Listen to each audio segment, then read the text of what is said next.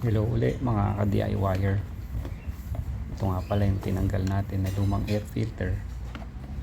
At ito na yung bago. Medyo makapal na rin yung dumi ng luma. Ito yung bago nabili natin sa Honda Casa. Yan, may mga tornilyo yan. Paikot na screw. Sa pagkakabit naman ng belt, dapat mababasa mo yung mga word, letters nakaharap sa iyo ang pagkakabit. Tapos ay assemblein mo na yung pulley sa yung torque drive. Yan, sa balik mo na yung bell.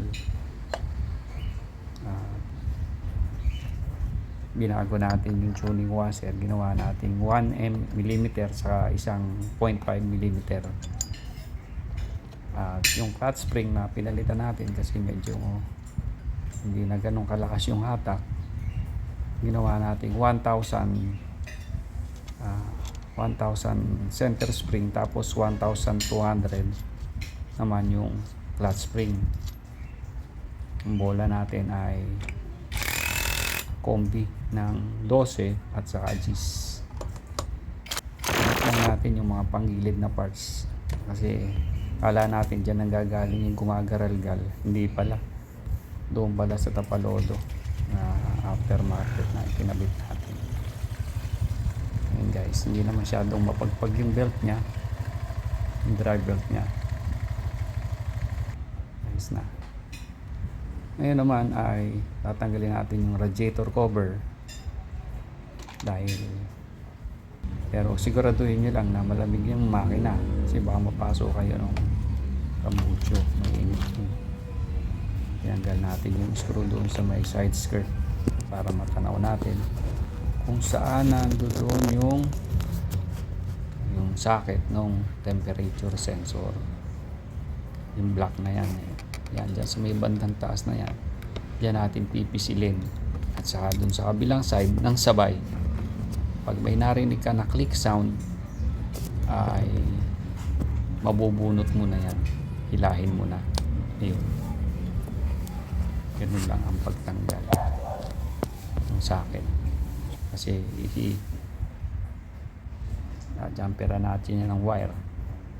Gamit tayo ng paper clip na tanggalin mo yung ano sa dalawang dulo, yung insulation, at isuksok nyo dyan. TTPS reset kasi tayo guys after natin magpalit nung air filter natin, saka nung ating aftermarket na pipe. Yan sa may bandang taas na yan, dyan mo yan pipisilin para ma-unlock at mabunot. Ito naman yung cover ng data link connector, meron ka rin pipisilin dyan. Ayan, dun sa may thumb ko na yan, dyan pipisilin kapya sabay bunot. Merong wire, hanapin mo yung green sa brown, lagyan mo rin ng paper clip.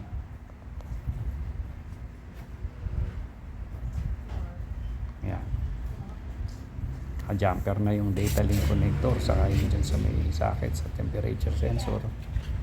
Ngayon naman i-turn on mo na yung switch ignition on.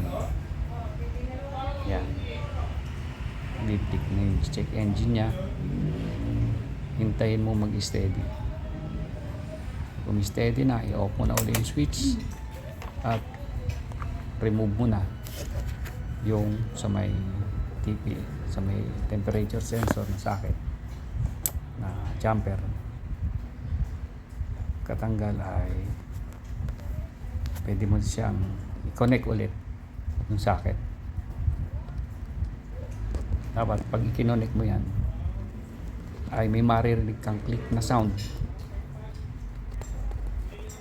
Ang kahulugan nun ay na properly lock na. Yun, click, Honda click. Kaya pala click. Ayun, yun naman ay full throttle mo para sa ECM initialize naman. Habang naka full throttle ka, turn on mo na yung switch ignition. Habang naka full throttle ka, ayan, napapansin mo magpi-flick ng mabilis. Check engine light on hanggang sa bumagal na siya. Ayan. Pag bumagal ng ganyan, pwede mo nang i-release yung throttle at i-off mo na yung switch. Tapos bunutin mo na yung jumper dyan sa may data link connector at ibalik mo na yung cover. Pagkabalik mo ng cover, ay start mo na ulit yung engine. I-idle mo siya ng mga 10 minuto. Pagkatapos nyan, i-off mo na. Ano na siya, ibig sabihin na ECM initialize na siya at TPS reset. Hanggang sa muli guys, maraming salamat.